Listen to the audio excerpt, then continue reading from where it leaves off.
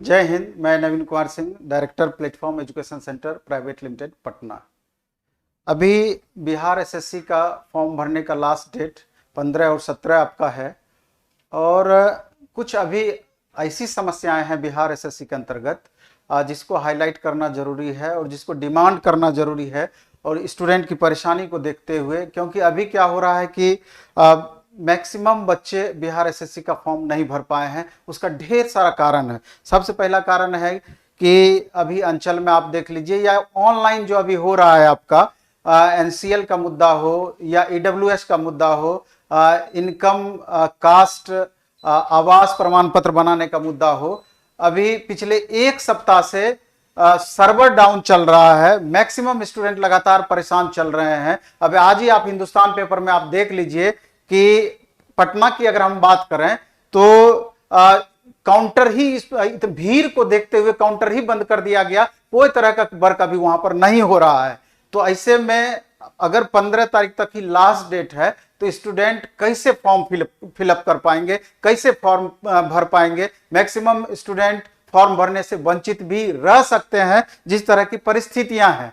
इसलिए आयोग से यह गुजारिश होगा कि इस पर गंभीरता पूर्वक लेते हुए, गंभीरता पूर्वक विचार करते हुए, या संबंधित अधिकारी हैं जो भी हैं जो कि उचित निर्णय ले सकते हैं, निसंदेह कम से कम 15 दिन के लिए बिहार एसएससी का फॉर्म भरने का डेट एक्सटेंड होना ही चाहिए। दूसरा एक प्रमुख मुद्दा और है एडिट के ऑप्शन को लेकर के। अभी आप देखेंगे कि जब फॉर्म भरा जा रहा है, जब स्टूडेंट फॉर्म भरते हैं तो उसमें सर्टिफिकेट नंबर चढ़ाना होता है।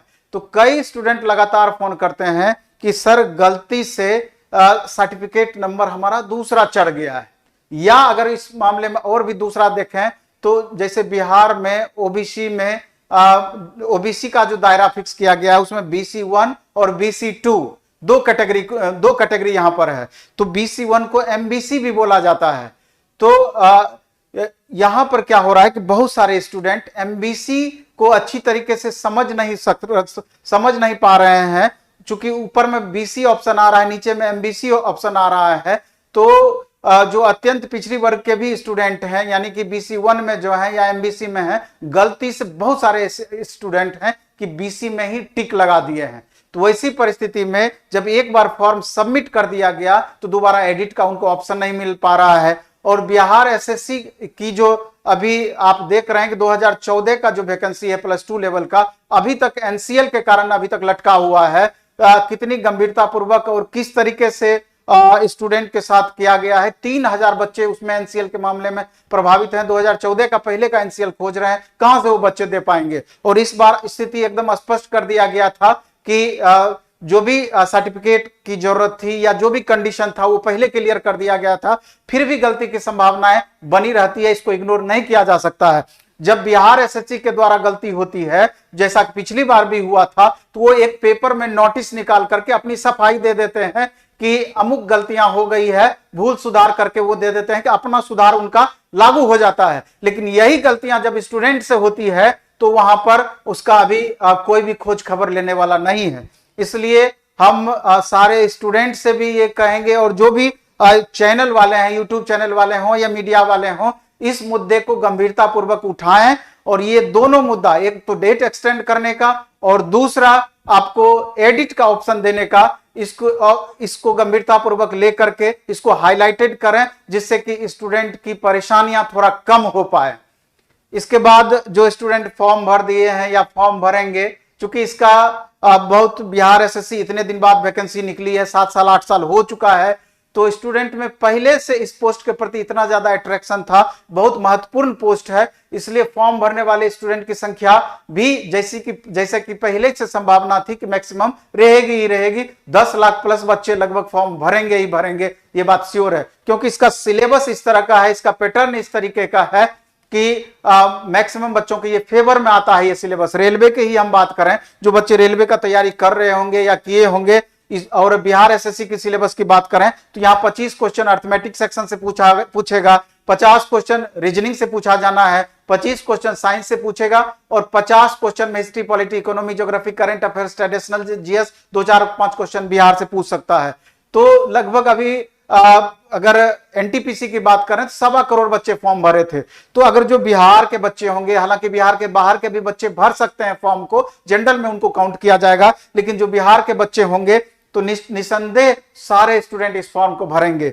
इसके अलावा जो कमीशन का तैयारी करते हैं, बीपीएससी का या और स्टेट पीसीएस का या अन्य दूसरे एग्जाम्स की भी तैयारी करते हैं, तो इस पोस्ट की विशेषताओं को देख करके निसंदेह वो भी फॉर्म भरेंगे। तो उनके साथ थोड़ा परेशानी ये होना है कि जैसे उनका जीएस सेक्शन तो बहुत अच्छा है, थोड़ा टेक्निकली मैथ रीजनिंग में परेशानी हो सकती है।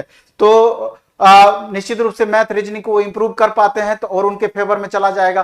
पीटी का भी यही सिलेबस है और सेम टाइप का सिलेबस मेंस का भी होना है, सिर्फ एक हिंदी उसमें एडिशनल ऐड हो जाएगा। और जहां तक एग्जाम्स का सवाल है तो एग्जाम अब जो परिस्थितियां दिख रही है, जिस तरीके से बीपीएसएससी के थ्रू जो अभी बिहार दरोगा का एग्जाम लिया गया था, देखें पीटी किस तरीके से हुआ, कितना जल्दी मेंस हो गया, मेंस के बाद कितना जल्दी इसका रिजल्ट दे दिया गया, फिजिकल का डेट दे दिया गया। तो एक संभावनाएं बन रही है कि मे बी कि अक्टूबर नवंबर में निश्चित रूप से बिहार एसएससी का एग्जाम हो जाए, इस पर संदेह नहीं किया जा सकता। इसलिए टाइम कम है, इसलिए अगर जो स्टूडेंट फॉर्म भरेंगे या भर दिए हैं वो तो पूरी तरीके से तैयारी में अच्छे से लग जाएं। और जहां तक प्लेटफॉर्म का भी सवाल है, अभी जो पटना से बाहर के स्टूडेंट हैं या जो महिलाएं हैं जो कि पटना आके तैयारी नहीं कर सकती हैं या जो कि आर्थिक रूप से परेशान है, जो बाहर रहकर तैयारी नहीं कर सकते हैं लेकिन तैयारी करने की इच्छा है, तो उनके लिए द प्लेटफॉर्म ऐप पर जो प्ले स्टोर से डाउनलोड आपको करना होगा, मात्र 499 रुपये में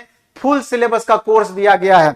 उसमें आपका 499 रुपया में ही मैथ है, रीजनिंग है, साइंस का तीनों पेपर और जीएस का आर्ट्स का चारों paper, history, polity, economy, geography, इसके अलावा करंट अफेयर्स, यानी 10 सब्जेक्ट 10 अलग अलग टीचर मिल करके पढ़ाएंगे। समझिए 50 रुपया ईच पेपर भी आपका नहीं पड़ा। तो अगर चाहें और उसको आप कम से कम 5 बार उस वीडियो को आप देख सकते हैं, कोई परेशानी नहीं है।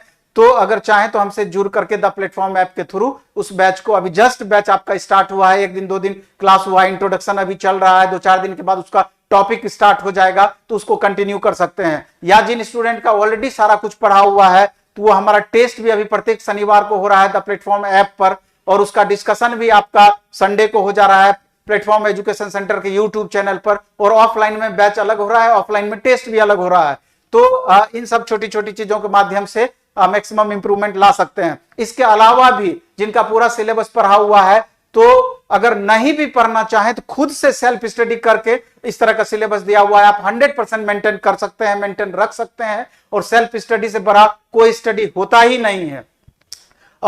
इसके अलावे जिन स्टूडेंट को सिर्फ मैथ में प्रॉब्लम है, सिर्फ रीजनिंग में प्रॉब्लम है, सिर्फ साइंस में प्रॉब्लम है, सिर्फ आर्ट सेक्शन में प्रॉब्लम है, तो इसका अलग अलग भी पैकेज बना दिया गया है ऑनलाइन मोड में। तो चाहें तो सिर्फ वही सेलेक्टिव सब्जेक्ट भी ऑनलाइन हो या ऑफलाइन आप पढ़ करके उसका लाभ आप ले सकते हैं। तो लेकिन ये वीडियो जो स्पेशल हमारा था कि एडिट के ऑप्शन को लेकर के और फॉर्म भरने के डेट को बढ़ाने को लेकर के निसंदेह इस बात पर सभी को गौर करने की जरूरत है और संबंधित आयोग को इस पर गंभीरता पूर्वक विचार करके डेट निश्चित रूप से एक्सटेंड करना चाहिए और एक बार एडिट करने का ऑप्शन देना ही चाहिए। और सब यूट्यूबर और संबंधित मीडियागण जो स्टूडेंट के मुद्दे को उठाते रहे हैं, तो उनसे गुजारिश होगा कि इस मुद्दे को जरूर आप हाईलाइटेड करें, जिससे कि स्टूडेंट के फेवर में ये बातें जाए और स्टूडेंट को इसका अधिक से अधिक लाभ प्राप्त हो। चलिए इस वीडियो में इतना ही रखेंगे। धन्यवाद, बेस्ट ऑफ लक। खूब अच्छे से पढ़ाई कीजिए, खूब मन से पढ़ाई कीजिए। धन्यवाद।